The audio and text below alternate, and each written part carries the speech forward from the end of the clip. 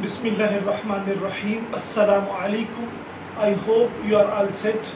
Today we are going to discuss about the lecture number 2 of the zoo geography, and the topic of our discussion is the zoo geographical realms. Realms is also considered as the region. The topic of our discussion is the zoo geographical realms. Zoo geographical regions. So what is the zoo geographical region or the zoo geographical realms? It is essential to know the concept of, now the background of the zoo geographical regions. Before we discuss about the background of the zoo geographical regions, then we can easily understand this term, what is zoo geographical region. As we discussed earlier that the biogeography, it is the total life form study on the earth. Biogeography is the total life form study. For example, that is the biogeography. Biogeography, it means life on earth or graphy study. You know, there will be two main types of the life, the plant life and the animal life. There will be two types of the life. It is the plant life and it is the animal life. Animal life. The plant life, basically it is known as the phytogeography. It is the phytogeography, while the animal life is known as the zoo geography.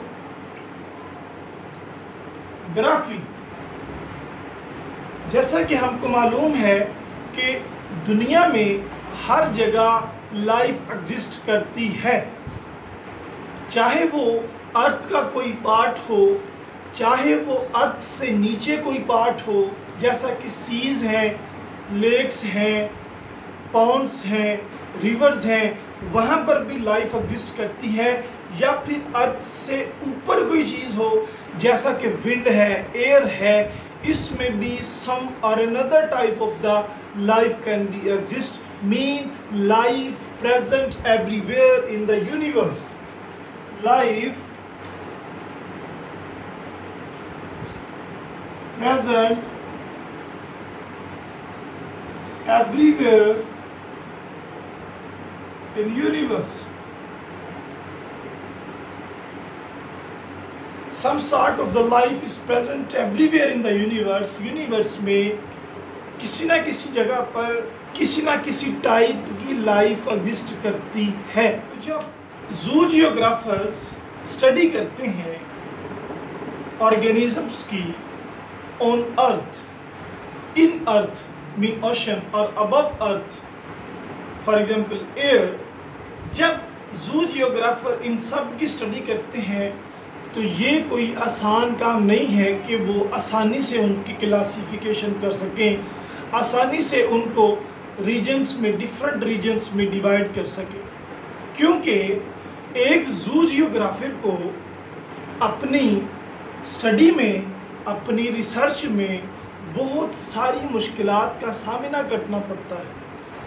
वो basically जो difficulties हैं वो क्या हैं? Difficulties जो एक जू geographer को स्टडी के दौरान क्या आती हैं, पेश आती हैं. जू जियोग्राफर स्टडी, जू जियोग्राफर स्टडी के दौरान जो डिफ़िकल्टीज पेश आती हैं वो ये कि क्यों आज मार्सूपियल सिर्फ ऑस्ट्रेलिया में ही पाए जाते हैं, ऑस्ट्रेलिया में मार्सूपियल के पाए जाने की वजूहात क्या हैं, और ऑस्ट्रेलिया जैसा इन्वायरमेंट ब्राज़ील में भी है, ऑस्ट्रेलिया जैसा इन्वायरमेंट कनाडा में भी है, ऑस्ट्रेलिया जैसा इन्वायरमेंट और बहुत सारी जगहों पर है, लेकिन why the marsupials are only present in the Australia. जो पहली डिफ़िकल्टीज है वो ये है कि वाई मार्सूपियल्स मैमल्स होते हैं आर कन्फाइंड टू ऑस्ट्रेलिया। क्यों सिर्फ और सिर्फ मार्सूपियल्स ऑस्ट्रेलिया में पाए जाते हैं? और इसके सिमिलर एक एग्जांपल है कि why the kiwi is the bird, why the kiwis are only present in the New Zealand. Kiwi जो है ये क्यों न्यूजीलैंड में प्रेजेंट हैं और दूसरी जगह पर ये क्यों नहीं पाए जाते? ये एक जू जियोग्राफर को स्टडी करते वक्त डिफ़िकल्टी पेश आती है। और इसके अलावा अफ्रीका में एलिफेंट्स मौजूद हैं, अफ्रीका में बहुत सारे ऐसे ऑर्गेनिजम्स हैं जो ब्राज़ील में नहीं हैं, लेकिन अफ्रीका और ब्राज़ील का इन्वायरमेंट सेम है। अफ्रीका और ब्राज़ील का इन्वायरमेंट क्या है? सेम है। दूसरी डिफ़िकल्टी कि अफ्रीका का और ब्राज़ील का इनका इन्वायरमेंट क्या है जी? सेम।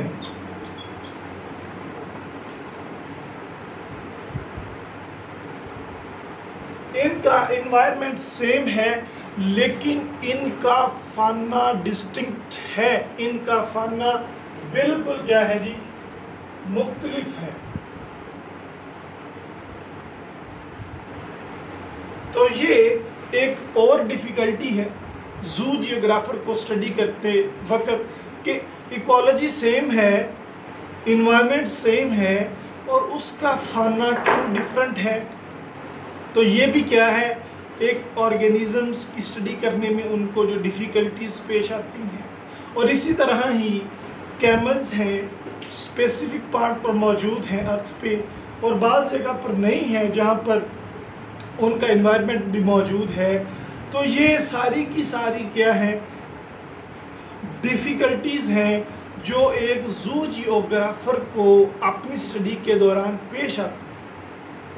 अब इन डिफ़िकल्टीज़ को ओवरकम करने के लिए, इन डिफ़िकल्टीज़ से निपटने के लिए जू जियोग्राफर्स किसी भी एक बिग ग्रुप को, एनिमल ग्रुप को इस्तेमाल करते हैं और फिर उस एनिमल ग्रुप की स्टडी करते हैं through the different parts of the अर्थ, और एक ग्रुप ऑफ ऑर्गेनिज्म को बेस बनाकर रीजन्स की तरतीब दी जाती है।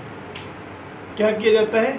एक ग्रुप ऑफ ऑर्गेनिज्म को, जैसा कि बर्ड्स हैं, this is the group of organism, mammal है, this is another group of organism. एक बड़े ग्रुप ऑर्गेनिज्म को लेकर बेस बनाकर साइंटिस्ट जो है, जू जियोग्राफर जो हैं, वो जू जियोग्राफिकल रीजन्स की डिवीज़न कर पाते हैं। सबसे पहले जो डिवीज़न हुई है of different part of the earth, of different regions of the earth, वो की है डॉक्टर पी स्केटलर ने। ठीक है,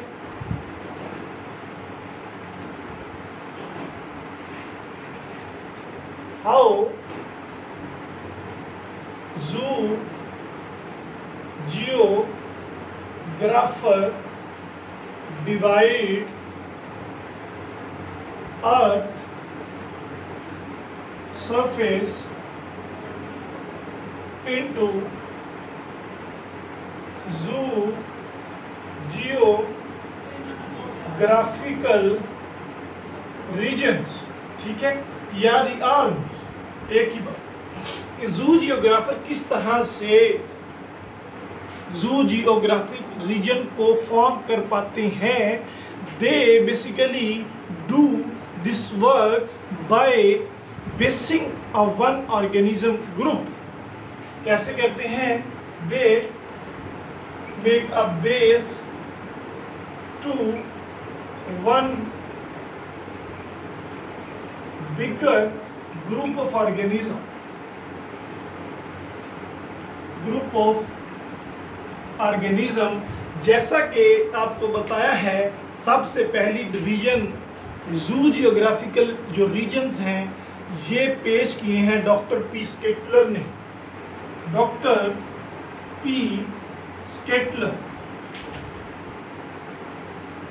पी स्केटलर ने बेसिकली जो ऑर्गेनिज्म को बेस बनाया, जिस ऑर्गेनिज्म की वजह से उसने जू जियोग्राफिकल रीजन्स की डिवीजन की है, वो थे बर्ड्स।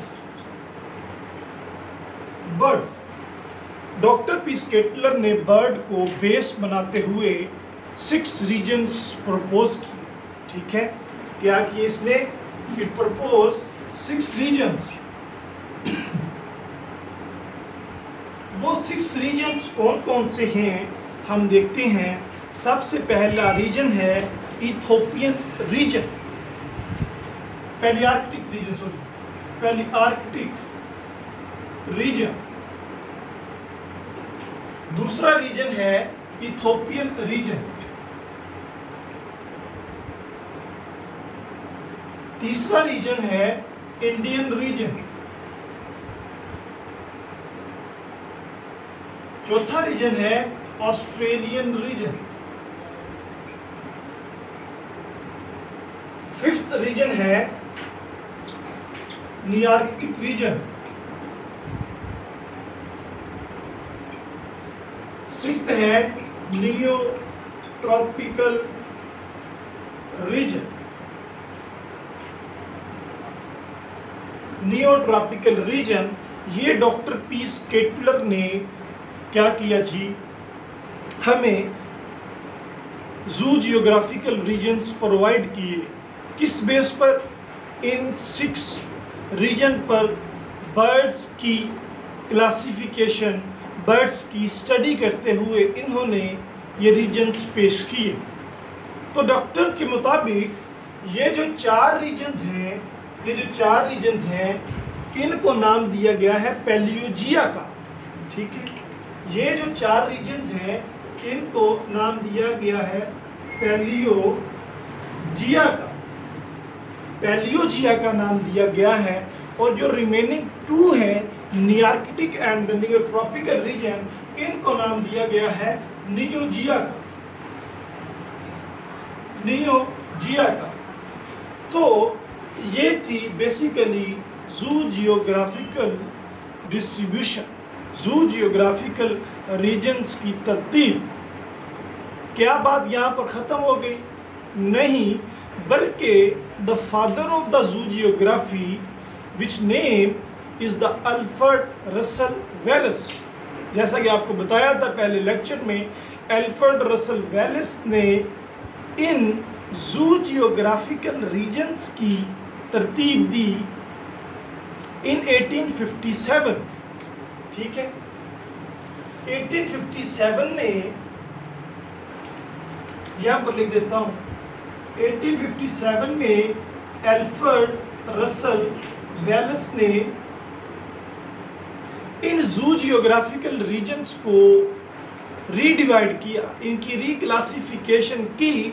और इसके मुताबिक, रसल वेलेस के मुताबिक, डॉक्टर पी स्केटलर की जो पोजीशन है, जू जियोग्राफिकल और रीजन्स की जो सिचुएशन है, वो बिल्कुल सेम थी जिस तरह डॉक्टर पी स्केटलर ने प्रोवाइड किया। अल्फ्रेड रसल वेलेस ने कहा कि बिल्कुल इसी तरह ही है, लेकिन अल्फ्रेड रसल वेलेस ने इंडियन रीजन के लफ्ज़ की बजाय इंडियन रीजन के लफ्ज़ की बजाय ओरिएंटल रीजन को इस्तेमाल किया। इंडियन की बजाय यहाँ पर क्या लफ्ज़ इस्तेमाल किया? ओरिएंटल। वेलेस ने जो इंडियन रीजन के लिए लफ्ज़ इस्तेमाल किया वो था ओरिएंटल। बाकी सारे का सारा क्या है? सेम है। ये थी बेसिकली जू जियोग्राफिकल रीजन्स के किस तरह से ये फॉर्म हुए, किस तरह से ये बने। ठीक हो गया। अगर तो आपको, हाँ एक ज़रूरी बात और कि डॉक्टर पिस्केटलर ने बर्ड्स बनाए थे बेस, यानी कि बर्ड्स को बेस बनाकर रीजन्स को डिवाइड किया था, और अल्फ्रेड रसल वेलेस ने जो ये 6 रीजन को वेरीफाई किया है, एक्सेप्ट 1 रीजन, उसका सिर्फ नेम चेंज किया है, वो किस ऑर्गेनिज्म की बेस पर किया है? अल्फ्रेड रसल वेलेस ने जो ऑर्गेनिज्म बेस बनाया वो था मैमल। क्या था जी? मैमल। अल्फ्रेड रसल वेलेस ने बनाया बेस मैमल। ठीक है। अब मैमल अल्फ्रेड रसल वेलेस ने क्यों बनाया है, इसकी चंद वजूहात हैं, वो सुन लीजिए।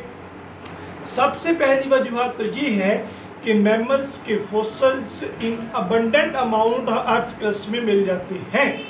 मैमल्स के फॉसिल्स अबंडेंट अमाउंट में पाए जाते हैं, और मैमल्स के फॉसिल्स बिल्कुल लिविंग फॉर्म्स के साथ भी मैच कर जाते हैं, और मैमल्स के पास highly organisation, structure, adaptations, production, और इनके पास मल्टीसेलुलर बॉडी होती है। That is why the Wallace takes the mammals group as a base for the zoogeographical regions. ये सारी की सारी वजूहात थी जो अल्फ्रेड रसल वेलेस ने बताई कि why he choose the mammal in order to formulate the 6 region. जैसा कि आपको बताया गया कि अल्फ्रेड रसल वेलेस ने जू जियोग्राफिकल रीजन्स को मॉडिफाई किया, इंडियन रीजन को ओरिएंटल रीजन का नाम दी। तो मुझे महसूस हुआ कि अल्फ्रेड रसल वेलेस की जो क्लासिफिकेशन चूँकि अब यूज़ की जा रही है, अब तक वो वैलिड है, तो इस क्लासिफिकेशन को, इस जू जियोग्राफिकल रीजन्स की तरतीब को मैं ज़रा अपने सुफिक्स वे में और अच्छे तरीके से समझा सकूं। तो उसके लिए आपको ये चार्ट से ड्रा किए हैं। सबसे पहले आपको पता है कि Alfred Russell Wallace, which is the father of the zoo geography, उसने इस 6 रीजन्स को फार्मूलेट किया on the basis of mammals. इसने जो बेस रखी वो क्या थी? मैमल्स थे। और इसने मैमल्स को क्यों चूज़ किया था? इस वजह से कि मैमल्स के फॉसिल्स इन हायर अमाउंट में पाए जाते हैं, और उनको कंपेयर भी किया जा सकता है with the living form of the today. इसके अलावा मैमल्स में हाईली ऑर्गेनाइज स्ट्रक्चर्स होते हैं, बोन्स होती हैं, एडेप्टेशंस होती हैं, मल्टी सेलुलरिटी होती है, और ये सारे के सारे कैरेक्टरिस्टिक्स ने अल्फ्रेड रसल वेलेस को कंपेल किया कि वो अपने ग्रुप्स में से मैमल्स के ग्रुप्स को सजेस्ट करें। तो जो 6 रीजन्स प्रपोज किए गए हैं उनकी तरतीब ये है। सबसे पहले palearctic region, Ethiopian region, oriental region, neotropical region and the nearctic region, और एक रीजन है एंड पे ऑस्ट्रेलियन रीजन। ठीक है, वो यहाँ पर मैं लिख देता हूँ, ऑस्ट्रेलियन रीजन।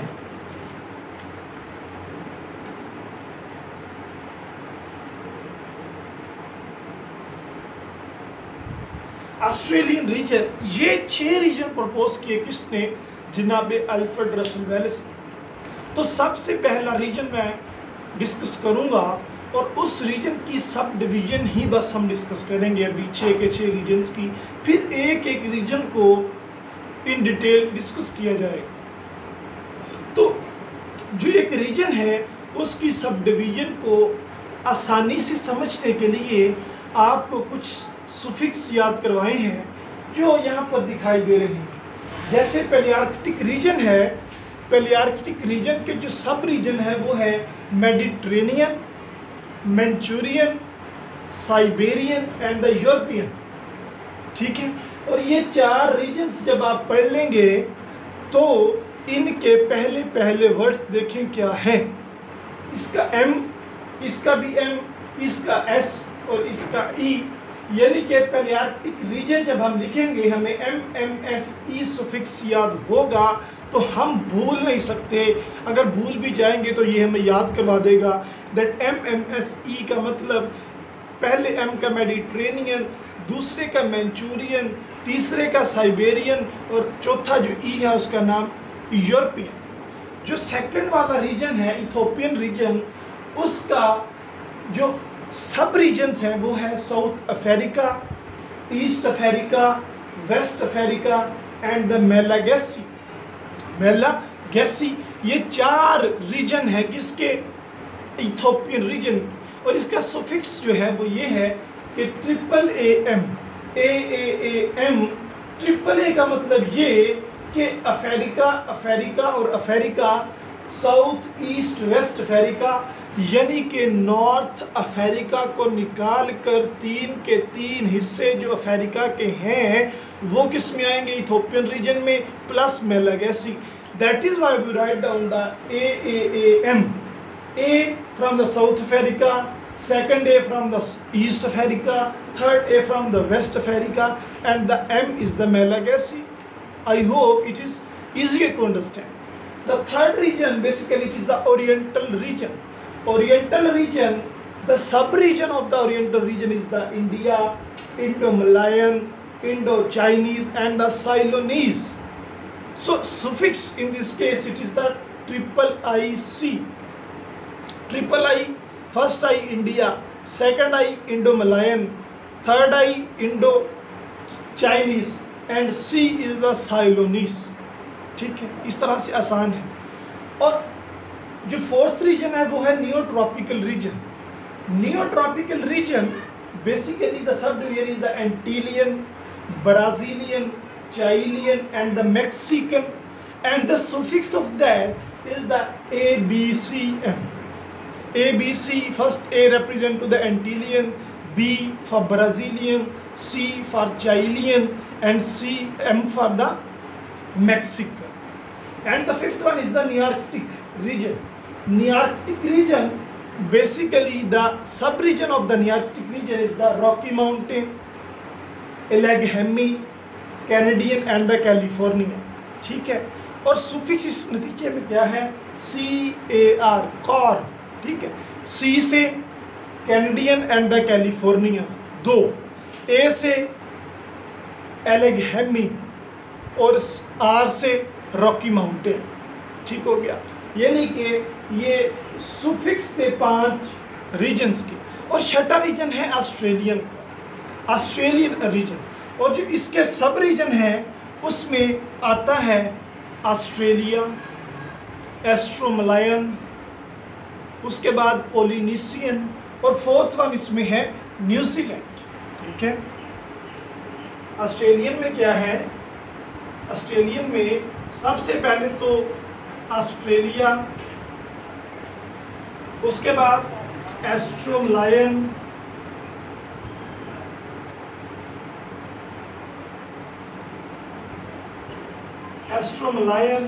नंबर 3 फिर क्या, पोलिनेशियन, नंबर 4 फिर क्या, ऑस्ट्रेलिया, एस्ट्रोमलायन, पोलिनेशियन और नंबर 4 पर है इसका मलेशिया,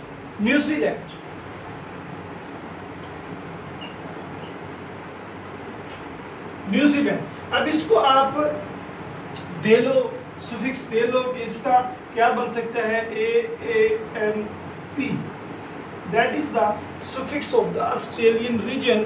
ये सुफिक्स इसलिए होते हैं कि किसी चीज़ को देर पा याद रखा जाए, रिमेंबर किया जाए। अगर ये भूल भी जाएं तो कुछ ना कुछ जहन में हो जिसकी वजह से वो रिटर्न हो जाए माइंड में।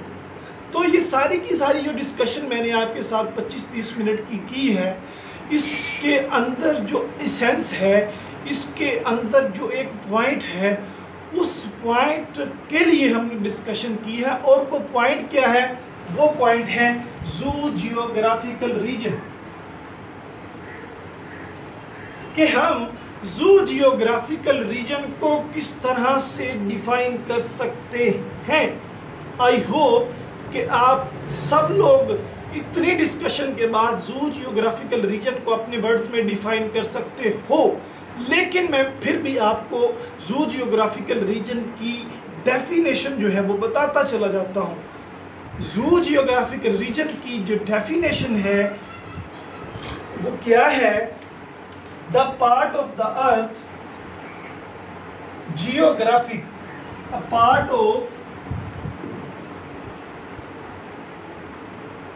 अर्थ, ठीक है, geo earth, graphic part, the part of earth having an assemblage of a fauna, having an assemblage of animals, ठीक है, having assemblage of fauna। फाना कौन सा? क्योंकि हम अल्फ्रेड रसल वेलेस को कंसीडर कर रहे हैं। ये जो 6 जियोग्राफिक रीजन है ये किसके हैं? अल्फ्रेड रसल वेलेस के हैं। तो यहाँ पर फाना जो है, एनिमल जो है वो क्या होगा? पर्टिकुलरली मैमेलियन फाना। क्या? पर्टिकुलरली मैमेलियन फाना।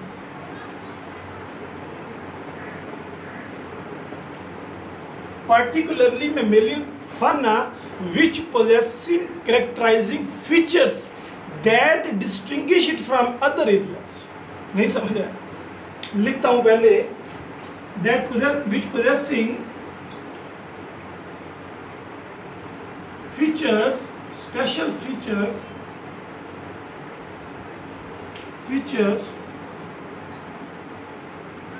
which distinguish it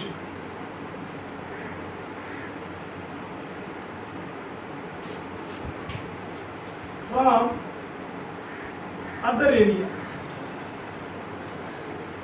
from other area। तो ये था जू geographic reason.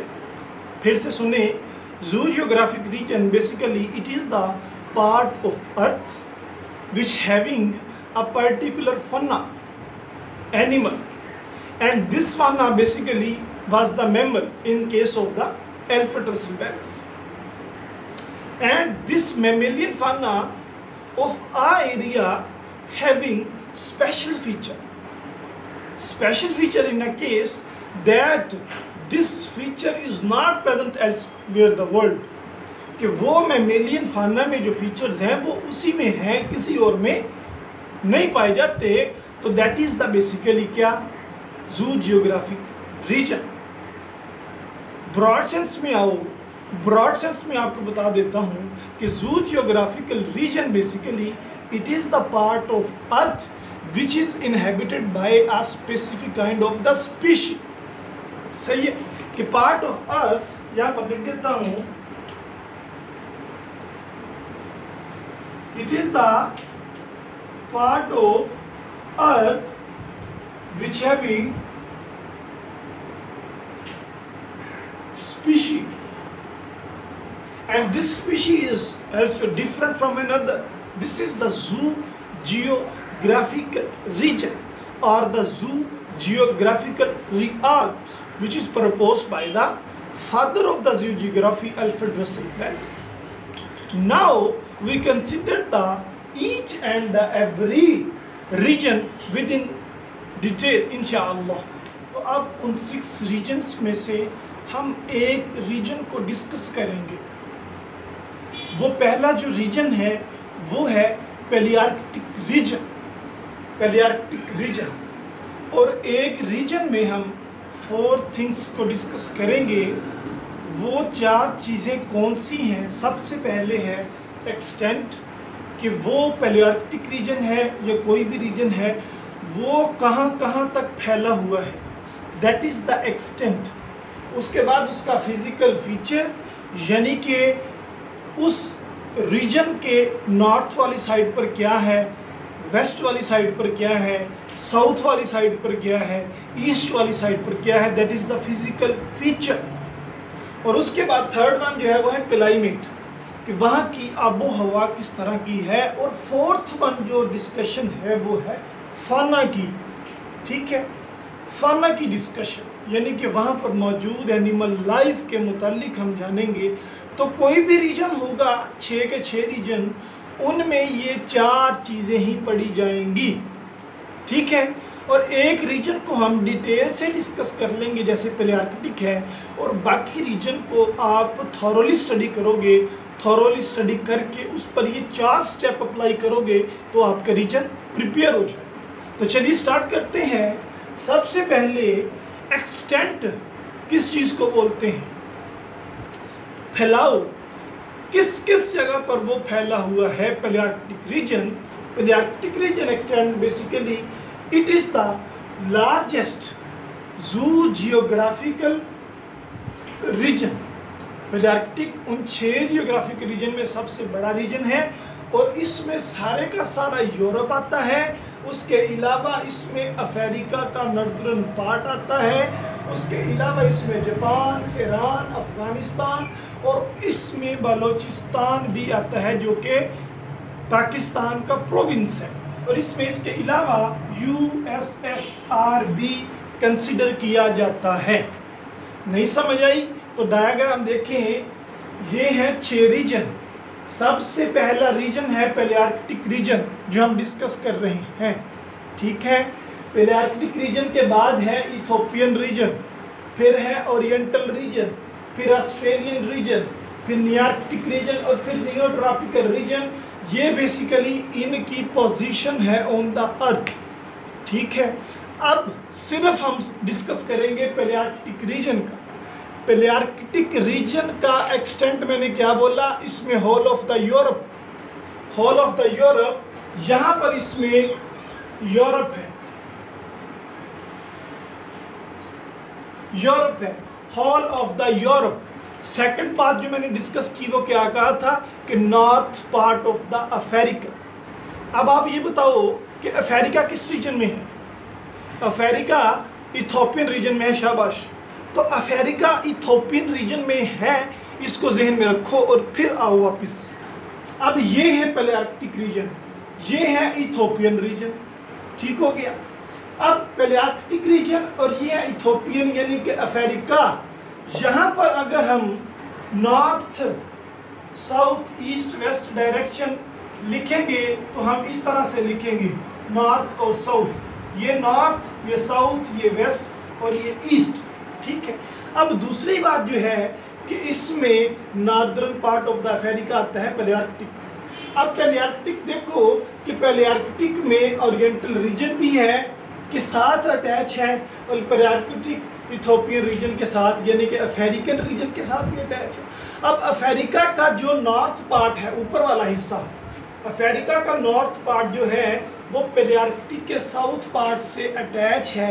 That is why the northern part of the Africa is considered in the palearctic region. I hope you will understand. Next मैंने बात की Japan की, Iran की और अफगानिस्तान की, बलोचिस्तान की और USSR की। These are all basically as present in the southern part of the Palearctic region. नहीं समझे? I hope you will understand. अब हम डिस्कस करेंगे इसके फिजिकल फीचर्स। फिजिकल फीचर्स जैसा कि ड्रॉ किया हुआ है, इसके north, south, east and the west directions, basically these are the physical feature that what is present in its northern part, southern part, eastern and the western side। तो फिर हम जान लेते हैं, ये है पैलियार्कटिक रीजन, इसकी ये साइड है वेस्ट और वेस्ट साइड पे इसके क्या है, नियार्कटिक रीजन। लेकिन नियार्कटिक रीजन बाद में है, उससे पहले यहाँ पर अटलांटिक ओशन है। क्या है? अटलांटिक ओशन है। हम कह सकते हैं कि इसके वेस्टर्न साइड पर क्या है, एक ओशन है। उसके बाद हम मूव करते हैं इसके नॉर्थ पार्ट पर। नॉर्थ पार्ट के ऊपर कोई चीज़ नहीं बल्कि क्या है, पैसिफिक ओशन। क्या है? नॉर्दर्न पार्ट पे क्या है, पैसिफिक ओशन, और वेस्टर्न पार्ट पे क्या है, अटलांटिक ओशन। और इसकी ईस्टर्न साइड पर चलते हैं, इसकी ईस्टर्न साइड पर भी जनाबे वाला क्या है, पैसिफिक ओशन ने इसको घेरा हुआ है। तो देखें इसकी वेस्ट, ईस्ट और नॉर्थ साइड पर क्या आ गए, ओशन आ गए, सीज आ गए। ठीक है, इसकी जो नॉर्थ साइड है इस पर क्या है, सी है, या हम ओशन लिख लेते हैं। यहाँ पर भी क्या है, ओशन है, और यहाँ पर भी क्या है, ओशन है। तो तीनों जगह पर क्या है, इसके आ गया ओशंस, सीज। और अब जो इसकी एक साइड बची है साउथ, यहाँ पर गौर से देखो कि जो इसकी साउथ साइड है वो साउथ साइड ओरिएंटल रीजन के साथ भी अटैच है, और वही साउथ साइड इथोपियन रीजन के साथ भी अटैच है। ठीक है, अब इसके साउथ पार्ट में हम क्या लिखेंगे, इसके साउथ पार्ट में हम लिखेंगे there will be a Ethiopian region and there will be a oriental region. Ethiopian और ओरिएंटल उसके साउथ साइड पर हैं, लेकिन यहाँ पर मजे की बात पता क्या है कि ओरिएंटल रीजन और पैलियार्कटिक रीजन को एक चीज सेपरेट कर रही है। वो सेपरेट करने वाली चीज क्या है, वो है द हिमालयन माउंटेन। क्या है जनाबे वाला, वो यहाँ पर क्या है, Himalaya mountain. Himalaya mountain which separates the oriental and the southern side of the Palearctic region, it is the Himalayan mountain। तो यहाँ पर हम ओरिएंटल रीजन के सामने लिख सकते हैं हिमालय माउंटेन। हिमालय माउंटेन इसकी सदर्न साइड पर, ओरिएंटल रीजन वाली साइड पर क्या है, हिमालय माउंटेन। और इसकी दूसरी साइड पर जो साउथ इथोपियन के साथ अटैच है, यहाँ पर इथोपियन को सेपरेट कर रहा है पैलियार्कटिक से सहारा डेजर्ट। इथोपियन अफ्रीका से, और अफ्रीका में है सहारा डेजर्ट, और वो सहारा डेजर्ट किधर मौजूद है, वो सहारा डेजर्ट पैलियार्कटिक और इथोपियन के सेंटर में मौजूद है, जो इन दोनों को सेपरेट करता है। यहाँ मौजूद है सहारा डेजर्ट, यहाँ पर मौजूद है, जो इथोपियन को और पैलियार्कटिक को सेपरेट करता है। तो यहाँ पर हम लिख सकते हैं इथोपियन के आगे सहारा डेजर्ट,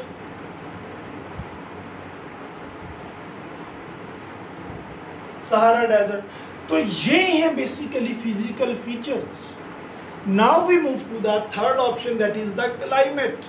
क्लाइमेट किस चीज को बोलते हैं, क्लाइमेट वहाँ पर मौजूद आबोहवा, वहाँ पर टेम्परेचर, वहाँ पर लाइट इंटेंसिटी, वहाँ पर रेनफॉल्स, वहाँ पर मौजूद vegetations, that is the climate. तो क्लाइमेट यहाँ पर टेम्परेट है, मुअत्तल है, ज़्यादा गर्म नहीं ज़्यादा ठंडा नहीं। रेनफॉल क्या है, कभी हाई और कभी लो, यानी कि there will be a fluctuation in the rainfall. Vegetation क्या है, वेट एंड ड्राई फॉरेस्ट है, कॉनिफेरस फॉरेस्ट बहुत इंपॉर्टेंट है। यहाँ पर क्या मौजूद है, कॉनिफेरस फॉरेस्ट मौजूद है। तो ये हमने तीन चीज़ें डिस्कस कर ली, और फोर्थ वन हम डिस्कस करेंगे इसका fauna, that will be of greater importance among the four.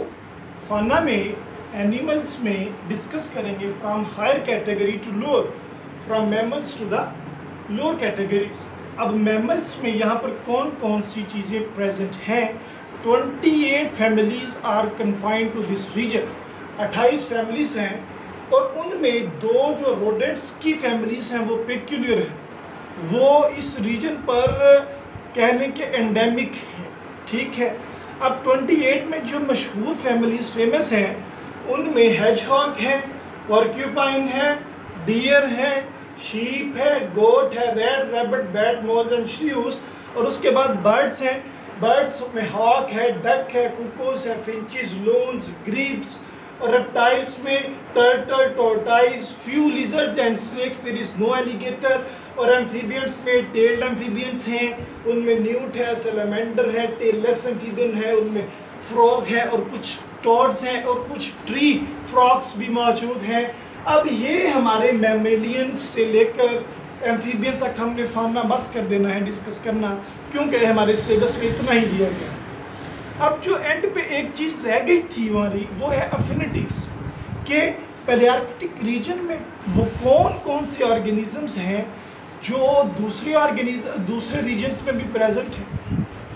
वो कौन सी ऐसी ऑर्गेनिजम्स हैं जो पैलियार्कटिक रीजन में प्रेजेंट है और इथोपियन और ओरिएंटल में भी प्रेजेंट हैं, जो नियोट्रॉपिकल रीजन में भी प्रेजेंट हैं। तो ये है अफिनिटीज़ के एक रीजन दूसरे रीजन के साथ अपना कौन कौन सा ऑर्गेनिज्म शेयर करता है। जैसा कि हम पढ़ चुके हैं डिसकंटिन्यूअस डिस्ट्रीब्यूशन, यानी कि अगर मैमल्स में फॉर एग्जांपल शीप है, शीप पैलियार्कटिक रीजन में है, तो क्या ये पाकिस्तान में मौजूद नहीं है? पाकिस्तान में भी शीप्स हैं, लेकिन जो इसके दरमियान में पोर्शन आता है वहाँ पर नहीं, तो ये डिसकंटिन्यूअस डिस्ट्रीब्यूशन। तो इसका मतलब ये है कि palearctic region has affinity with the Pakistan, ठीक है, with reference to the sheep. तो यहाँ पर ये 2 पॉइंट डिस्कस करने वाले हैं कि पैलियार्कटिक रीजन में बियर और डियर प्रेजेंट हैं, जो नियार्कटिक और नियोट्रॉपिकल रीजन और ओरिएंटल रीजन में भी प्रेजेंट होते हैं। पैलियार्कटिक रीजन में पिग्स प्रेजेंट हैं, जो इथोपियन और ओरिएंटल रीजन में भी पाई जाती हैं। पैलियार्कटिक रीजन में कैमल प्रेजेंट हैं, जो नियोट्रॉपिकल रीजन में भी पाया जाता है और इथोपियन रीजन में भी पाया जाता है। तो ये हमारा बेसिकली था एक क्या जियोग्राफिकल रीजन। तो इसी तरह से हम अपने 5 जो रिमेनिंग हैं उनको डिस्कस करेंगे। सबसे पहले हम उनका एक्सटेंट लिखेंगे, फिर फिजिकल फीचर लिखेंगे, फिर क्लाइमेट लिखेंगे और फिर उसके बाद एंड पे फाना लिखेंगे, फिर एफिनिटीज़ अगर क्वेश्चन में पूछी गई है तो वो लिखेंगे। तो ये बेसिकली जो सारा है 1 बाय 1 मैं आपको स्टडी नहीं करवाऊंगा, क्योंकि डिफरेंट रीजन्स में उनके डिफरेंट फिजिकल फीचर्स हैं, आप लिख सकते हो, उनके डिफरेंट फाना है आप लिख सकते हो, क्लाइमेट है आप लिख सकते हो। तो ये बेसिकली एक मेथड था कि जू जियोग्राफिकल रीजन्स किसको बोलते हैं और इसको हम किस तरह से लिख सकते हैं। तो ये लेक्चर बेसिकली हमारा जो हमारी बुक पर है वो भी माइनर सा ही है, और उसके अलावा फ्याजी वालों के पास मेरे नोट्स बने हुए हैं PDF फाइल, उसमें 6 रीजन्स को इकट्ठा एक समअप किया हुआ है जो बहुत आसानी से समझ आ सकता है। तो आप इसको वहाँ से लेकर 6 के 6 रीजन को, मेरा नहीं ख्याल कि एक रीजन को आपको 10 से 15 मिनट से ज़्यादा पढ़ना पड़े वहाँ से देखकर, तो आप इसको घंटे 2 घंटे में 6 के 6 रीजन्स को प्रिपेयर कर सकते हो, ठीक है। I hope you will understand this lecture. So we will meet in the next video इंशाअल्लाह। अस्सलाम वालेकुम।